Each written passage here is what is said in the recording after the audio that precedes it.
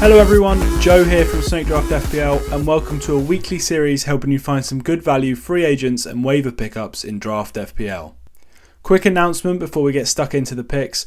I'll be live streaming this Friday at 8 PM UK time. I'm going to have a guest or two join me and we're going to talk through a couple of dilemmas people have and take questions from the chat. So set your reminders and come and get involved with that. Right, let's get stuck into the best Gameweek 2 waiver picks. Okay then, first up we start with keepers and I'm going for Areola this week. There's a slight injury to Fabianski, so I do think Areola will claim the position for him. But to be honest, I think Areola's just the better keeper in general, so it wouldn't surprise me for him to take the spot and keep it for the rest of the season. So I think definitely with West Ham being a pretty decent defence, it's definitely a good keeper pickup to have and hold for the rest of the season. Forest away this week is a very good fixture anyway. Forest gave basically no attacking threat in the game against Newcastle, so I do see this as a good short-term move and a good season hold if you don't have a good pair of keepers. On to defenders. First up is Saliba of Arsenal. Fantastic performance against Palace. I'm sure most of you have seen the highlights at least, and I do think he is a real talent. I think he's going to keep the centre-back role even when Tomiyasu's back fit. I think it'll either be Ben White staying at right back with Saliba and Gabriel locking down the centre-back pairing, or Tomiyasu may come in for Ben White. And to be honest, it wouldn't surprise me to see those two kind of fight over that position. I do think it depends how we like to play. Ben White does well in that sort of interior right back role where he almost plays as an extra central midfielder when we've got the ball.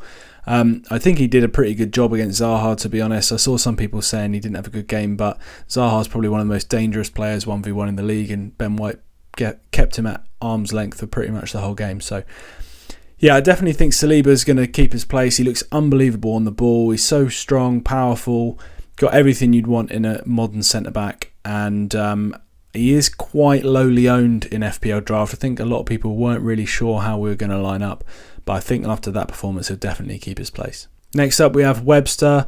Brighton pretty much carried on from where they left off last season defensively. They look very, very secure against United. Okay, United had a bad day, but Brighton really didn't give them anything to feed on. Webster is one of their most consistent performers. Yeah, I've seen him in barely any drafts. I think people are never really sure who's going to line up for them, but I think Dunk and Webster are probably the two most nailed on in that back three. So Webster, I think, is just he's a boring pick. It is boring. His attacking threat is okay. It's nothing special. So you're really looking at the clean sheets. Newcastle at home this week isn't the best fixture ever, but it's also not that bad. I imagine there'll be a lot of people with Tottenham and Chelsea defenders this week that are looking for someone they can just stick in the lineup, absolute guaranteed to play and a chance at a clean sheet, and Webster does give you that. He's also the kind of player you'll probably look to hold for a decent chunk of time while they've got okay fixtures. Finally, for the defenders, we've got Ait-Nouri of Wolves. I will say I'm not a massive fan of Wolves' defence. I wouldn't really like to go for one of the centre-backs, and I don't really fancy them for that many clean sheets. They look like they're playing a bit more of an open style with this four at the back this year, which I don't love from a defensive point of view. But I will say Ait-Nouri is so attacking. It's only one game. The Leeds game may be an anomaly, but he was so attacking in that game. His stats were unbelievable. So with a good run of fixtures coming up, they've got really, really good fixtures. Now is probably about the only time, if things go as they have been, where I would be interested in a Wolves defender. And Ait-Nouri is definitely the one I'm most interested in.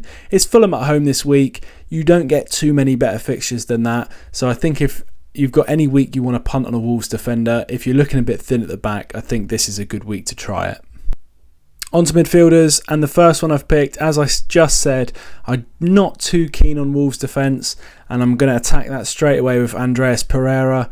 I think Pereira looks like a really good fit in this Fulham side. He links up with Mitrovic great. He's always buzzing around the 18-yard box, and I fancy him to get quite a few attacking returns this season. Wolves' defence looks very, very shaky, and I think Pereira is the kind of person that can exploit that. He's got good movement, quick feet, and I think that he may well find some space in and around the back four. So I really fancy him this week. I think Mitrovic is also a great pick this week, but obviously he's owned in basically every league. So Andres Pereira, I think, is the next best attacking option for Fulham.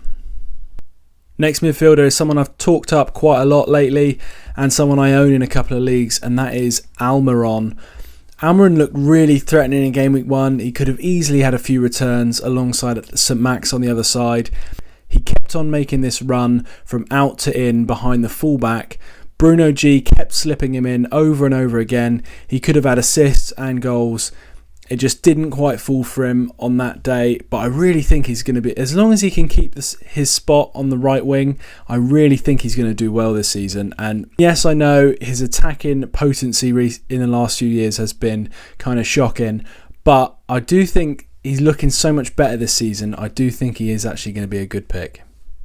Brighton away is obviously not the easiest fixture this week, but I think he could be a really good long-term hold.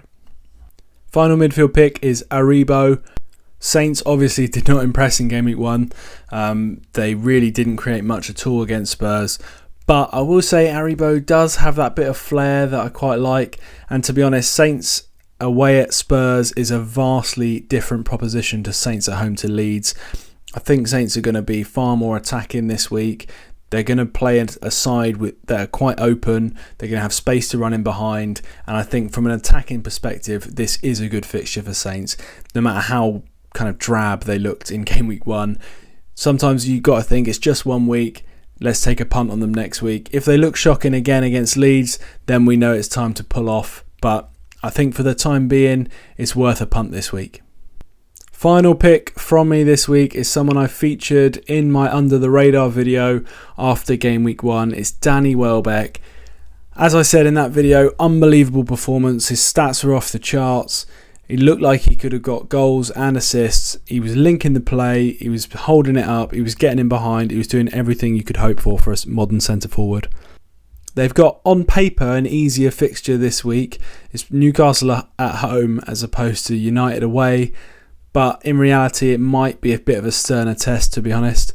But I will say it's unusual to get a decent forward on the waivers, and he's undrafted in so many leagues that he will be free in quite a few of them. And I just think if you don't have 3 nailed centre forwards, even if you're carrying someone like Awoniyi, Undav, someone in that sort of bracket, Mateta as well, then I think Welbeck is quite an easy swap from most of those. It looks like the place is his to lose, and I do fancy him to keep it for the time being. Okay then everyone, they are my favourite Game Week 2 waiver picks for Draft FPL. Let me know down in the comments if you think any of them are on your radar, ready to be snapped up. Like the video if you enjoyed, subscribe if you're new. Remember to join the live stream on Friday evening, and we will see you there.